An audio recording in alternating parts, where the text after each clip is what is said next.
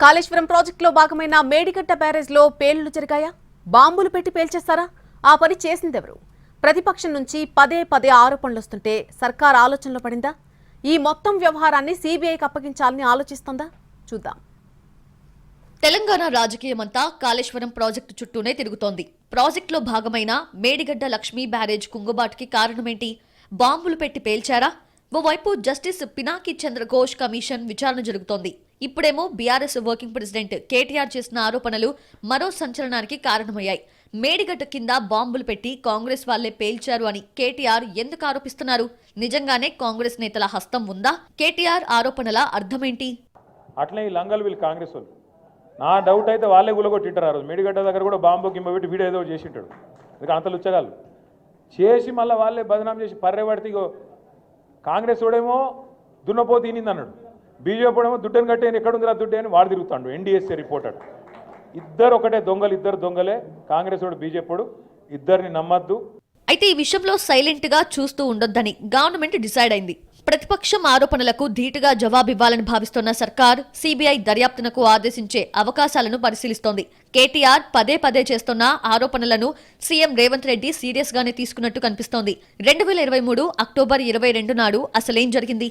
స్థానిక పోలీస్ స్టేషన్లో చేసిన ఫిర్యాదుపై నమోదైన ఎఫ్ఐఆర్ ఏం చెప్తోంది? దర్యాప్తు చేశారా లేదా అనే అంశాలపై ఫోకస్ చేసింది. స్థానిక పోలీస్ స్టేషన్లో నమోదైన ఎఫ్ఐఆర్ కాపీని సీబీఐకి ఇవ్వాలని ఆలోచిస్తోంది ప్రభుత్వం.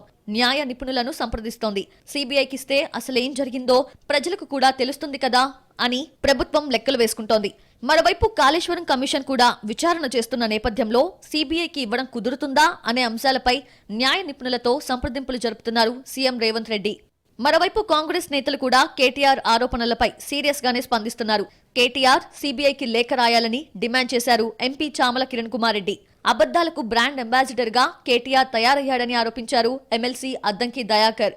దిక్కుమాలిన ఆరోపణలు చేయడం మానుకోవాలని, లేదంటే దర్యాప్తు కోరుతూ సీబీఐకి లేఖ రాయాలని అద్దంకి దయాకర్ సూచించారు. ఉట్టిగానే కాంగ్రెస్ పార్టీ మీద బురద చల్లడం కాకుండా సీబీఐ ఎంక్వైరీకి ఇవ్వాల్సిందిగా కోరుతున్నాను.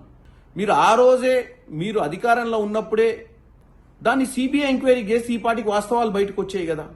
1,00,000 కోట్ల పైచిలకు ఖర్చు పెట్టిన ప్రాజెక్ట్ ఇవాళ కుంగిపోయిందంటే అది కాంగ్రెస్ వాళ్ళు చేసిందని మీరు ఆరోపిస్తున్నారు. కాబట్టి సిబిఐకి లేఖ రాయండి. మీరు రాయకపోతే కేసీఆర్ గారితోనే రాపియండి.